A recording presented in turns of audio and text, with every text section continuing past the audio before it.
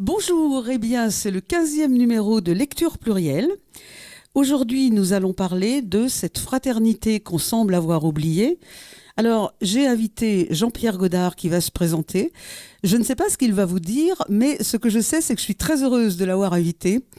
C'est chez Patricia Mériès que j'ai entendu un bien énorme de ce monsieur. Et je me suis dit que pour parler de fraternité, c'était la seule personne qu'il fallait faire venir à Lecture Plurielle. Alors Jean-Pierre, je te laisse te présenter. C'est élogieux. Bonjour Charlotte et bonjour aussi aux auditeurs de RPV. Écoute, oui, donc Jean-Pierre Godard, je travaille à la direction des affaires culturelles et je m'occupe de la culture dans tous les quartiers. La culture dans tous les quartiers, c'est une manifestation que nous avions créée en 2009 et qui était censé regrouper l'ensemble des quartiers pour proposer une manifestation culturelle chaque vendredi dans un des 14 quartiers de la ville. Et donc, c'est vrai que c'est bien relié à ton thème sur la fraternité, puisqu'en fait, c'est ce qu'on essayait de développer, cette fraternité entre les présidents de comités de quartier et la direction d'affaires culturelles que je représentais, de façon à mener des actions conjointes et dans le respect des uns et des autres. Et le respect est une notion importante, telle qu'on peut la retrouver chez le Steinbeck, notamment, dont on va parler tout à l'heure au niveau des souris et des hommes. Voilà, c'est un de mes rôles, un des rôles principaux et qui correspond le mieux, évidemment, à l'invité que je suis pour ton émission, sachant que je m'occupe aussi de toutes les expositions à la ville de Saint-Malo. Et puis, une autre solidarité, peut-être une autre fraternité, attention. Et on va distinguer un peu les termes là, tout à l'heure. Au niveau des galeries, puisque je m'occupe aussi de l'ensemble des 32 galeries de Saint-Malo, de façon à ce qu'il y ait une émulation, une compréhension entre chacun dans l'action qu'il mène, aussi pour essayer de développer et de faire connaître l'art à tous, notamment lors de la nuit des galeries, où là c'est un bel exemple d'accueil de l'ensemble des publics pour oser franchir les portes des galeries de façon à découvrir l'art qui doit être non pas réservé à quelques-uns, mais donné à tous pour le bonheur et le plaisir de tous. Je suis très contente de ton développement qui nous apprend beaucoup qui tu es. J'espère que tu ne prendras jamais ta retraite parce que si tu la prenais, il manquerait quelque chose. Mais bon, je ne sais pas si tu as cette intention. J'espère que non.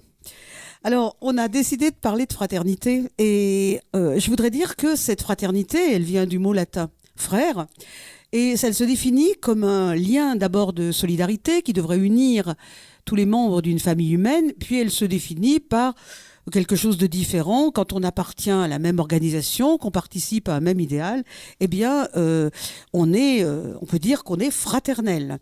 Alors, ça implique, tu en parlais, la tolérance et tu as tout de suite parlé du respect des autres, respect des différences, mais on voit que ce terme a connu bien des avatars au cours du temps.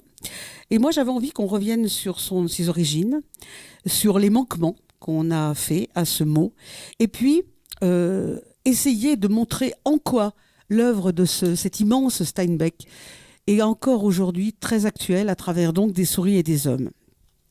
Alors, dans l'histoire de cette fraternité, on ne va pas développer 1000 ans non plus, qui figure dans la devise de notre République, on s'aperçoit que ces mots ont un petit peu perdu leur sens.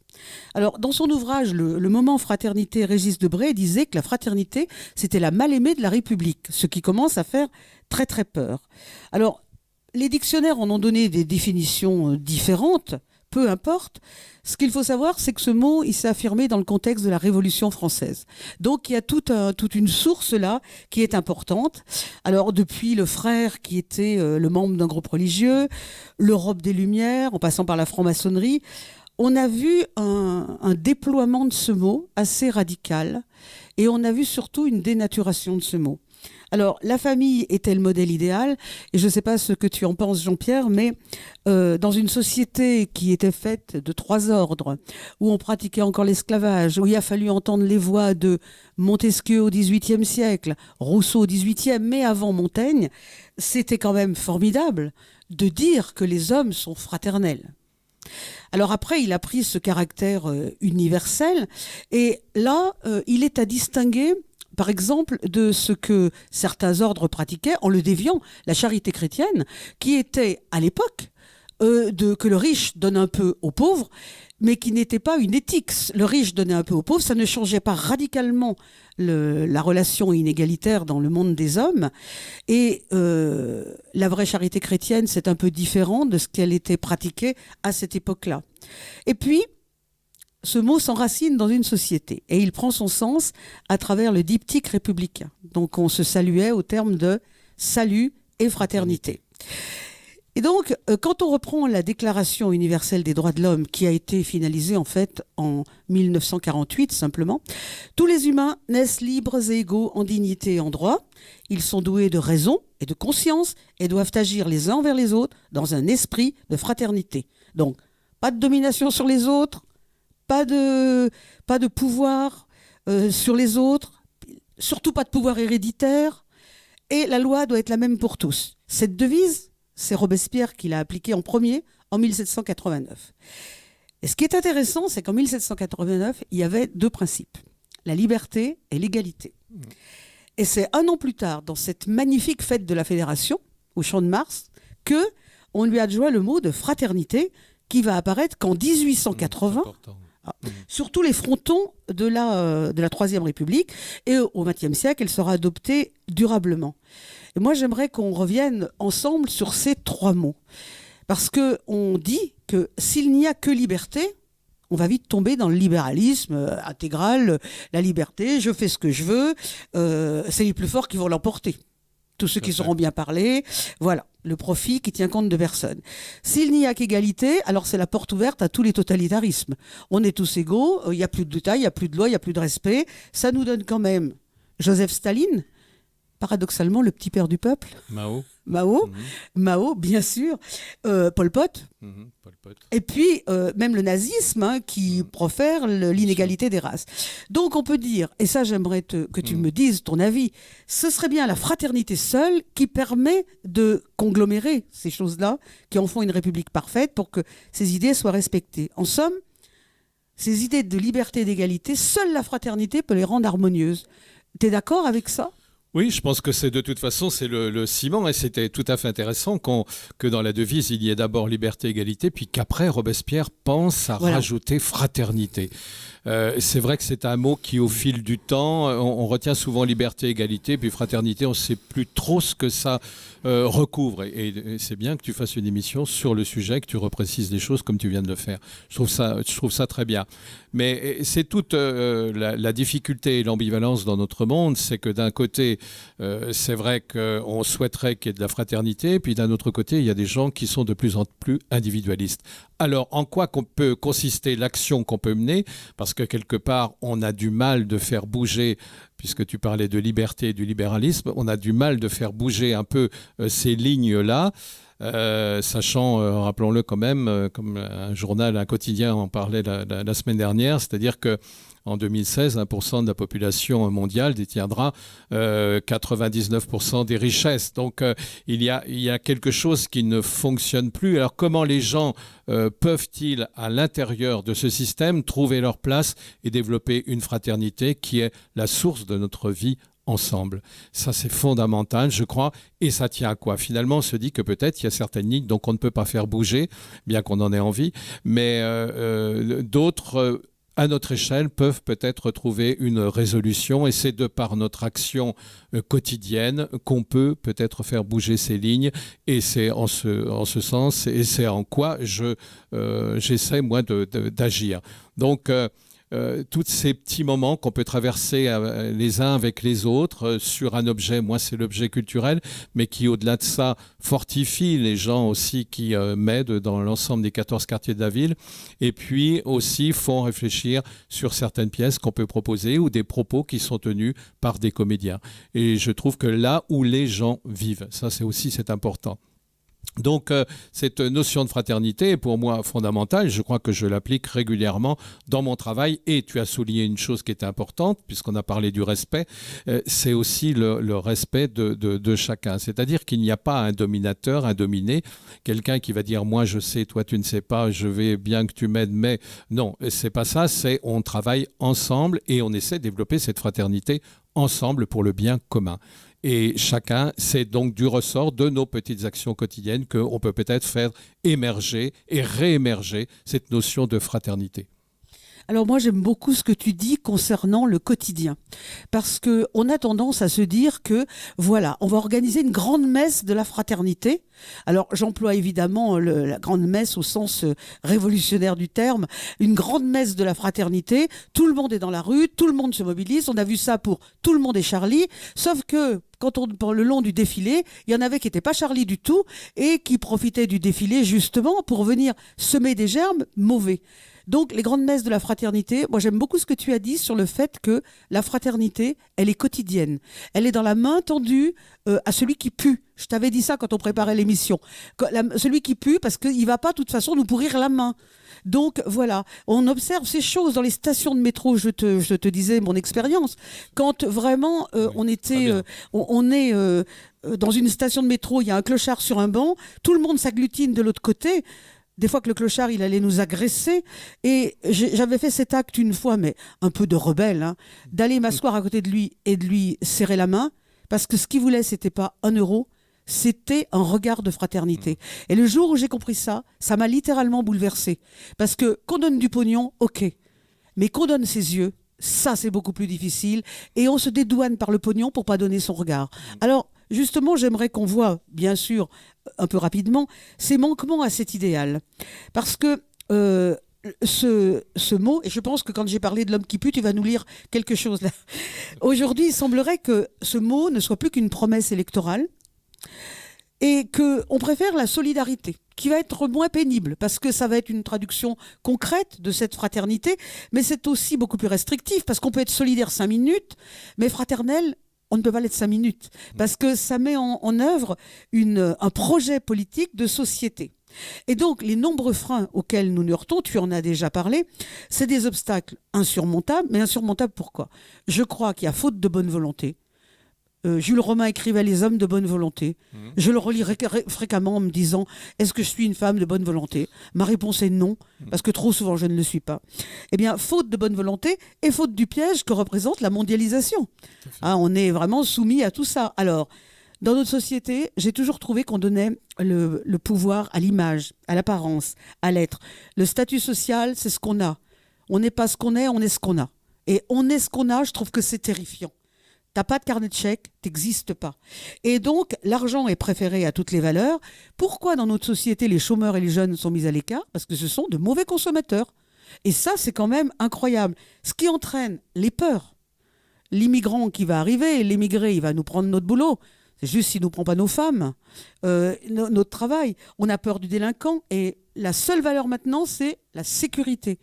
Et je pense que la sécurité, c'est embêtant parce qu'elle remplace la fraternité.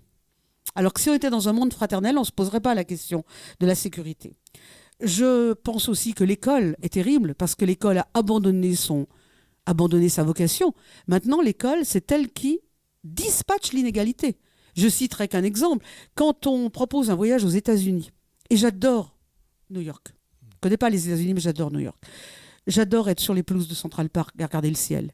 Mais quand on demande 5 000 €, qui va pouvoir y aller ? Est-ce que l'école est là pour proposer ça ? Moi, je ne crois pas. Moi, je ne crois pas parce qu'on ne fait pas la sélection par l'argent.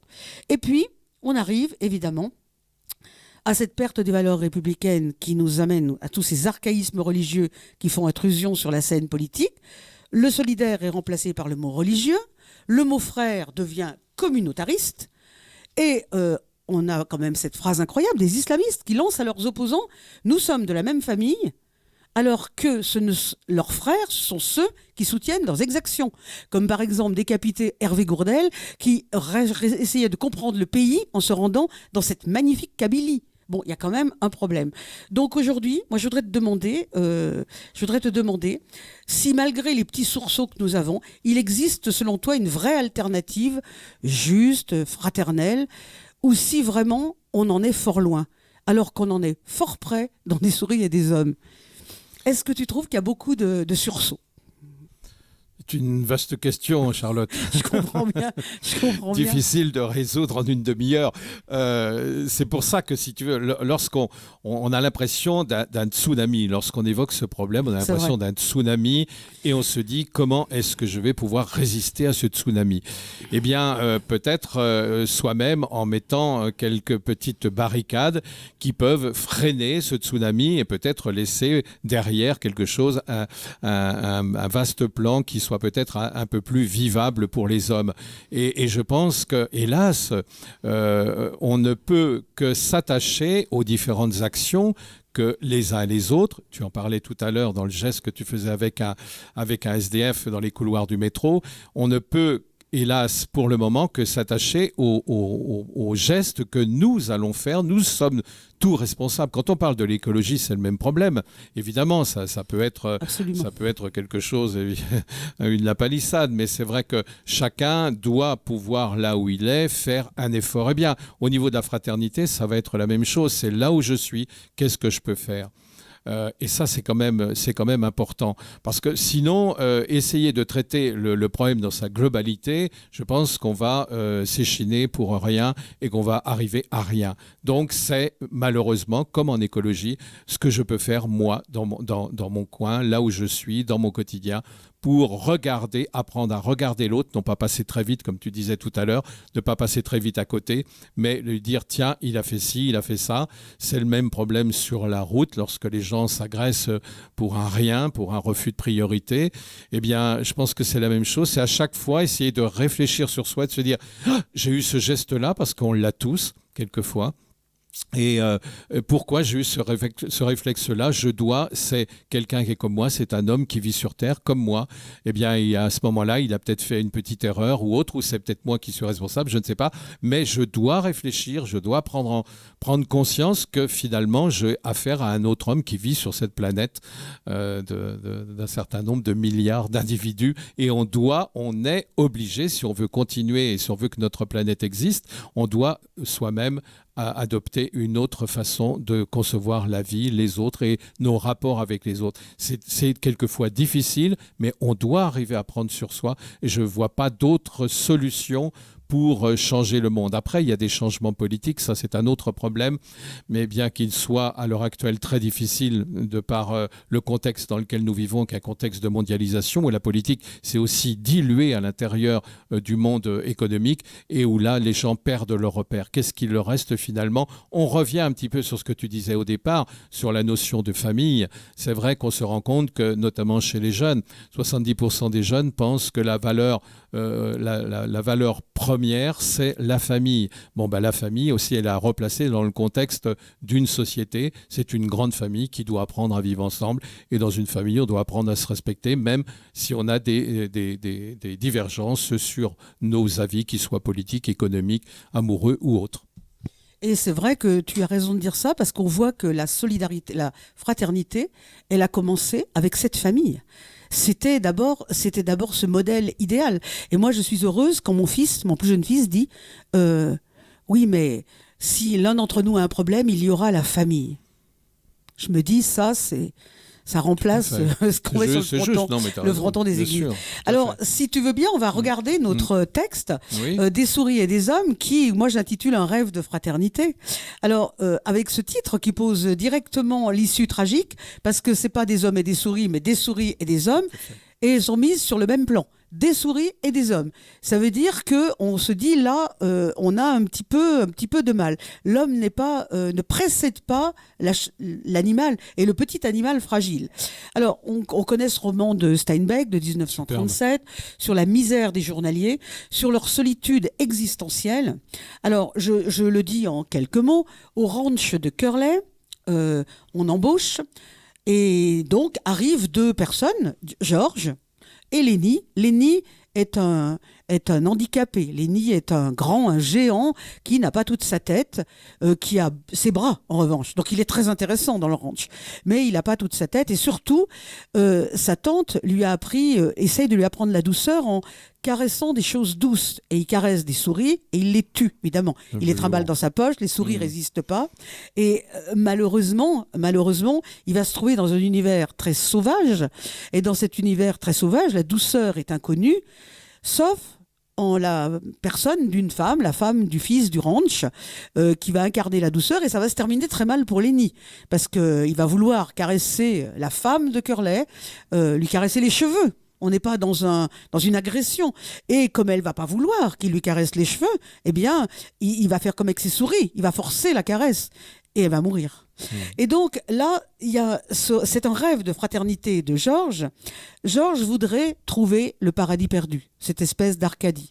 Et il la propose à Lenny constamment. Si on travaille beaucoup, si on gagne de l'argent, on va trouver le paradis. Tu verras, il y a les lapins, il y a les oiseaux, il y a des champs, on aura une maison à nous. Et Lenny veut se faire raconter des histoires comme les enfants, parce que, voilà, c'est important. Et moi, ce que je trouve intéressant de remarquer chez Steinbeck, c'est le travail qu'il a fait sur l'onomastique, les noms des personnages. George, en grec, ça veut dire l'homme de la terre. C'est gai, la terre. Et il s'appelle Milton. Et Milton, c'est le paradis. Il va y avoir cette dichotomie très violente entre le ciel et la terre. Oui, ça, c'est intéressant. C'est fait pour personne. Lenny s'appelle comme par hasard Small. C'est un géant qui est small. Donc, il y a tout de suite cette espèce de contradiction, cette déchirure. Et plus encore, quand on regarde Candy, ça c'était l'homme au chien malade. Il a la douceur du sucre, ce nom. Et on sent qu'il est d'entrée, rien qu'avec son nom, une victime associée à Lenny, puisque leur nom se termine par les deux mêmes voyelles. Et puis, peut-être encore plus violent, la femme de Curly n'a pas de prénom. Tout à fait. C'est la femme de Curly. Et ça veut dire que quand on dit la femme de Curly, c'est comme quand on disait Madame Bovary.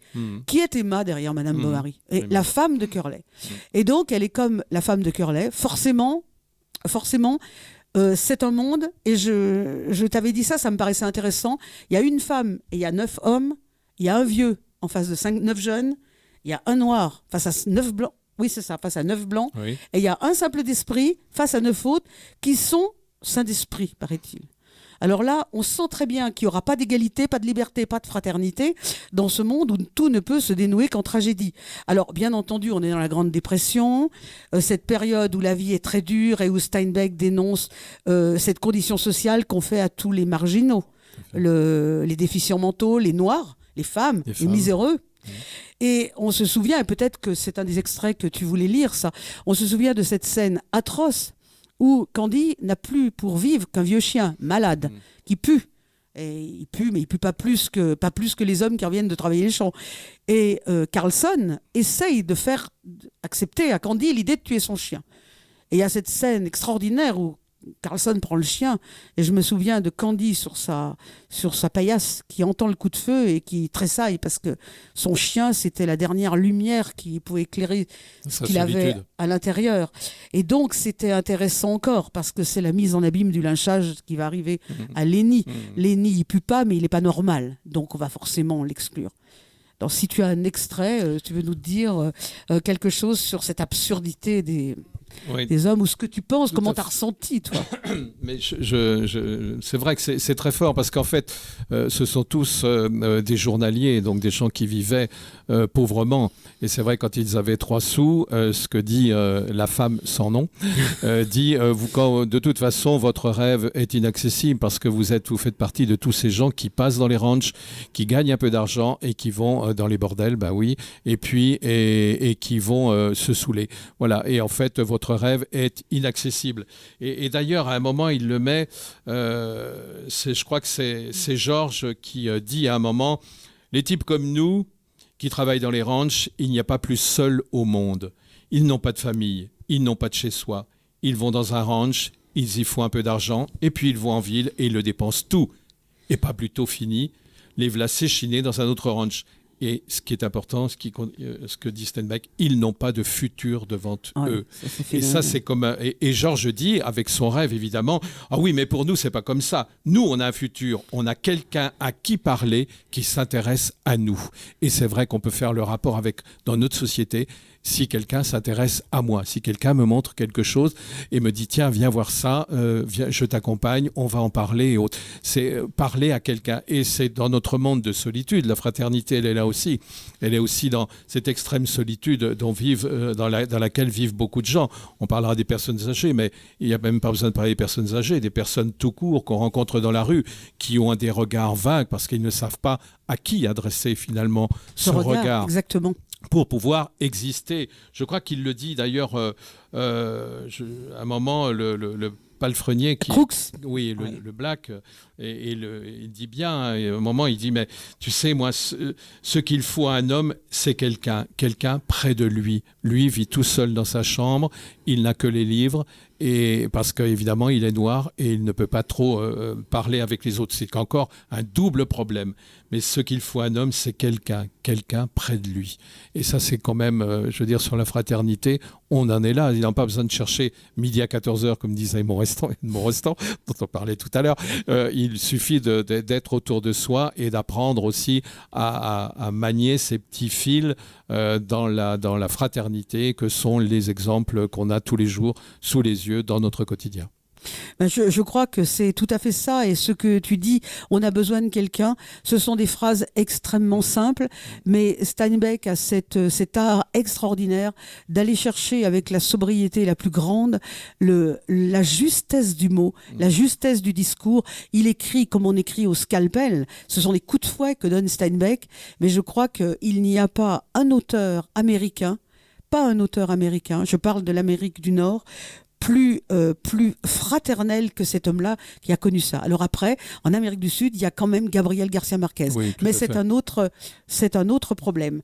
Donc, ce que j'aimerais dire à la suite de ce livre, c'est que vraiment, je pense qu'on l'a choisi pour montrer ce que c'est la fraternité, mais revenons une minute avant de conclure. Revenons une minute sur cet acte de Georges qui, à la fin du texte, se plante derrière Lenny, lui raconte une histoire et a décidé de commettre l'acte de le tuer. Je disais que c'était pour moi un geste de fraternité, alors que j'ai bien conscience qu'il est écrit dans les commandements « tu ne tueras point ». Il se trouve que quand on sait que l'homme en face de nous va être la proie effectivement du lynchage, eh bien c'était un beau geste de la part de Georges, parce que le lynchage va être pour lui désormais, lui qui a empêché le lynchage et lui qui était l'ami de Lenny.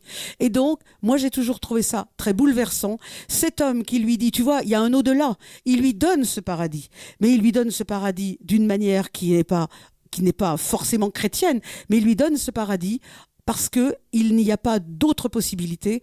Et je trouve que ce qui est très fort dans ce texte, c'est que justement, même la fraternité, elle est interdite. Et c'est ça que nous dit Steinbeck. Parce que Steinbeck, il réprouve cet acte. Mais c'est la seule manière pour Georges de dire à Lenny, voilà, je vais te donner ce que je peux du paradis, mais je ne suis pas Dieu, je fais ce que je peux. Donc, je termine, moi, avant de te laisser la parole, 1 ou 2 minutes, en disant que Steinbeck avait écrit cette chose formidable: si 2 hommes essaient de se comprendre, ils seront bons l'un envers l'autre. Bien connaître un homme ne conduit jamais à la haine, mais presque toujours à l'amour. Et Victor Hugo ajoutait sur le thème de la fraternité: de l'union des libertés dans la fraternité des peuples naîtra la sympathie des âmes, germe de cet immense avenir où commencera pour le genre humain la vie universelle et qu'on appellera la paix de l'Europe. Ça rappelle quelque chose. Tout à fait. Je te laisse conclure. Tout à fait. Très rapidement. Oui, très rapidement, c'est vrai, cette fraternité entre Lenny et Georges est extraordinaire.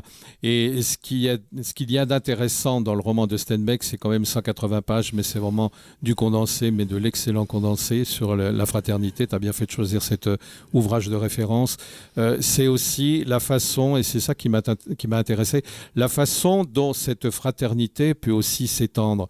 À savoir que lorsque Georges et Lenny parlent de leur rêve d'avoir une petite maison et de vivre pour eux, enfin pour eux, et non pas de vivre tout le temps pour aller de ranch en ranch, travailler pour les autres, de vivre un peu leur vie, comme chacun souhaite vivre sa vie, et finalement de voir ces hommes qui sont autour d'eux, qui peut-être n'avaient pas osé y penser finalement, eux-mêmes se raccrocher à ce futur qui pour eux est magnifique, mais aussi en disant, tu sais, moi je sais faire ça, peut-être que dans votre petite maison, moi, je pourrais aussi avoir ma place. Vous savez, je